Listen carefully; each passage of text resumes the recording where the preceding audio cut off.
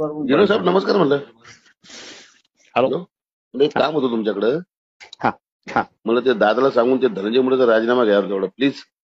हो सांगतो ना दादा, कारण ऐका ना, काय विषय सांगतो ना, माहिती का, ऐका जिरो साहेब, बघा सगळे लोक सांगतो. चांगले, काय विषय झाला हो माहिती का, दादाच्या हो पुरे विरोध केले लोक.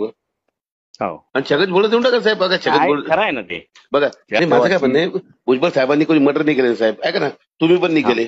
बघा बघा पडळकरला द्या, कोणाला पण द्या ना, वंजार द्या, धनगर द्या, आपला प्रॉब्लेम नाही. पण हे ना धनंजय मुंडेची लई दहशत साहेब. तुमच्या विरोध आहे का, मी कधी सांगा बरं जिरो साहेब. हा. तुमच्या कधीच विरोधात नाही. माझं काय म्हणणं आहे, आजी दादा घाबरतात तर आजी दादा घाबरायची काही जरूरत नाही कोणाला पण. हो हो हो. पण आजी दादा आहे ना, हाताने समाज विरोध करताय बरं का.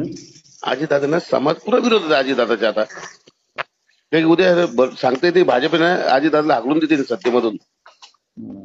हॅलो. नाही आहेच ना, ते खूप तसं सेन्सिटिव्ह झालाय तो विषय आणि तो त्यांनी मनावर घेतलाय. फक्त आता मी बोलतो, आम्ही उद्या रात्री जाणार होतो, 2-3 ठिकाणून मला फोन आलेत.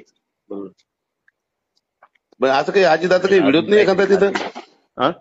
मला आजी दादा एखादा काही व्हिडिओ तर नाही धनंजय मुंडेकडे असं काही, म्हणजे बाया बिया सोबत असं काय माहिती रे बाबा, लईच गाणं भरते आजी दादाची, तेच म्हणतो म्हणजे.